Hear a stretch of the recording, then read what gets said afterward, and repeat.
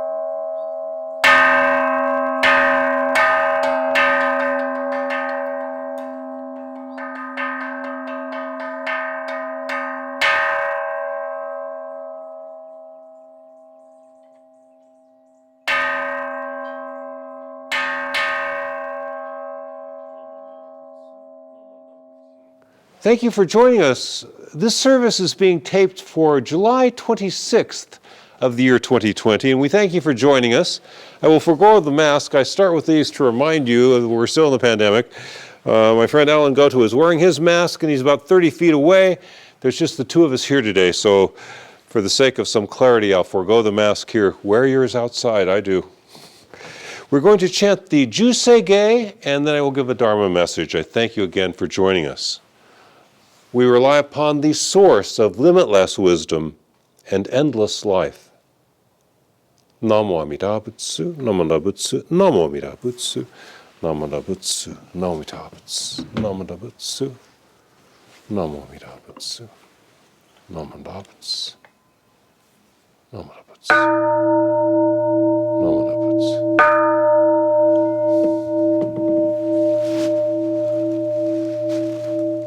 Busetsu Daimuryo Jukyo Juseige Gagoncho Thegan His-shi Jodo Shiganfu Mandoku Tehujo Shogak Gao Muryoko Uidai Seishu Utai Sho Bingu Tefujo Shogak Gashijo Bundo Myosho Jippo Kukyo Mishomon Tefujo Shogak Ryokujin Shonen Joeshu Bongyo Shigumu Jodo Isho Teninshi Riki and Daiko Husho Mutaido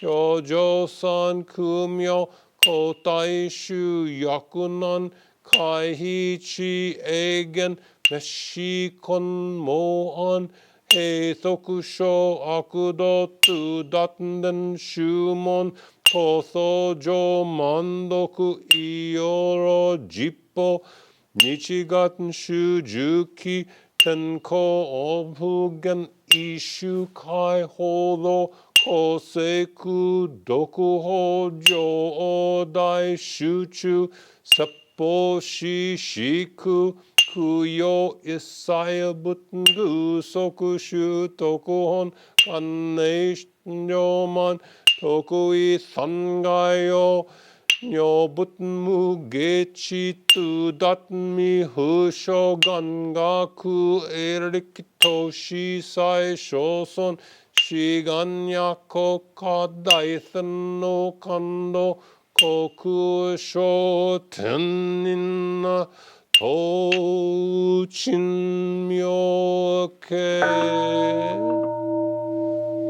Namanabu, namanabu, namanabu, namanabu, namanabu, namanabu.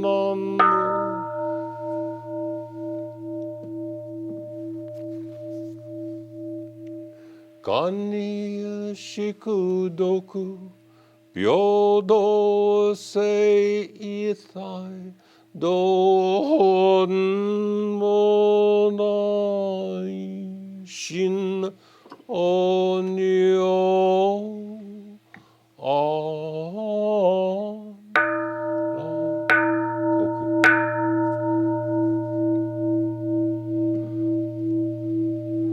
Namna Burmana Namna Namna Namna Burmana Namo Ita Butsu, Namanda Butsu, Namo Amida Butsu, Namanda Butsu.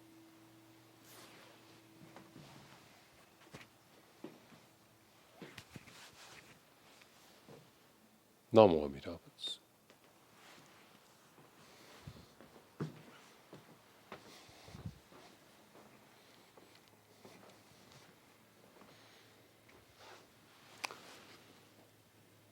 We rely upon the source of limitless wisdom and endless life. Namo Amida Butsu, Namo Amida Butsu, Namo Amida Butsu, Namo Amida Butsu.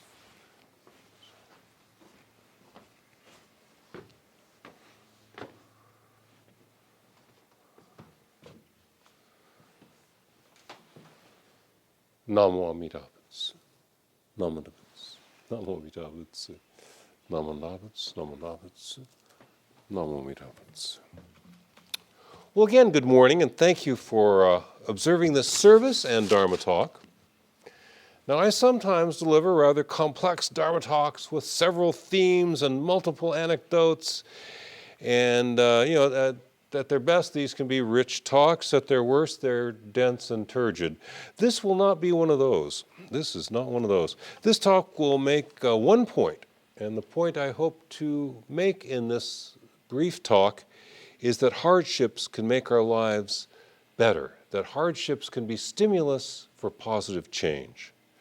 And that one point will be built around one anecdote about my trip to Hawaii as a guest speaker 20 years ago. I went to the three islands. There was a retreat on the Hawaii island, and there were many talks at temples all over the three of the Hawaiian Islands.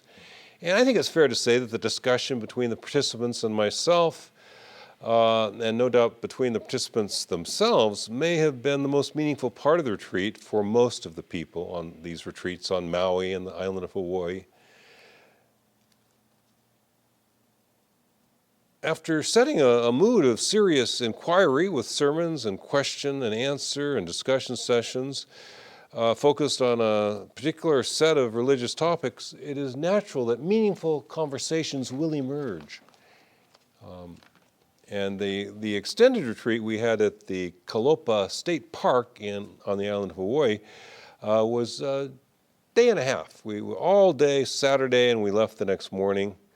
And I was lecturing about the importance of appreciating our lives. I mean, this is the topic this morning, and this is the topic then, the most crucial topic, how to appreciate your life. I often talk about that concern here as well. It is an important topic and can be approached from many levels and in various ways, with humor, with tenderness, with a tone of great seriousness.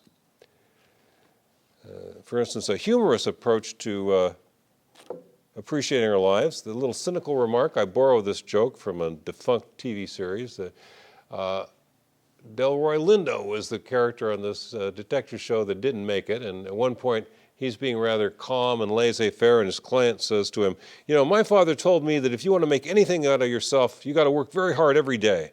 And the detective says, yeah, well, my dad told me, enjoy your life. Nobody else is going to do it for you. The cynical joke, but it's true. This is the one thing only you can do, is appreciate your life. If there's any enjoyment, any goodness to appreciate in your life, only you can do that fully. This is an important aspect of our lives, tasting the flavor of our lives.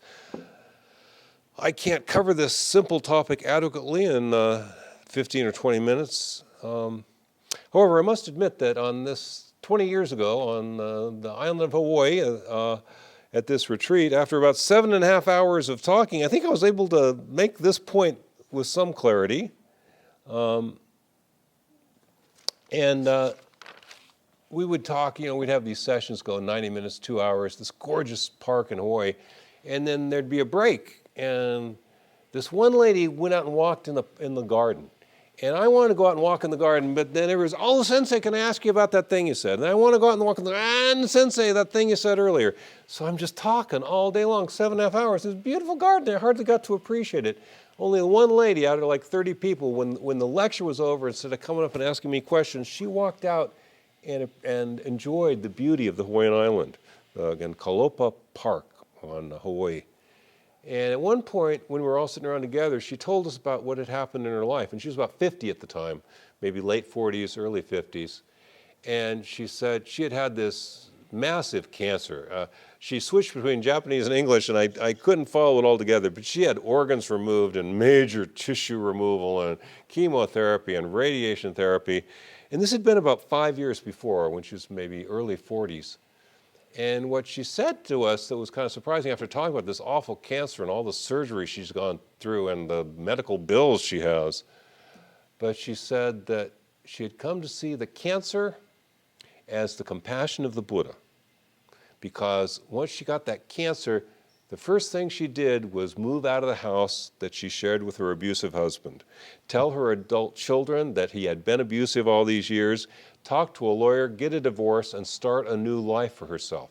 And here she was 5 years later, and the only one of us that had the sense to take the free time, the break time between sessions, to go out and appreciate the beauty of the Hawaiian island. The rest of us talk. But she had learned this. This cancer had taught her this. She realized that when she was undergoing these treatments, chemotherapy, radiation, maybe this is it. Maybe I have another week. If you only have a week, maybe you better appreciate that garden. But 5 years later, she knows, like we all know, you're in remission for 5 years, that's good.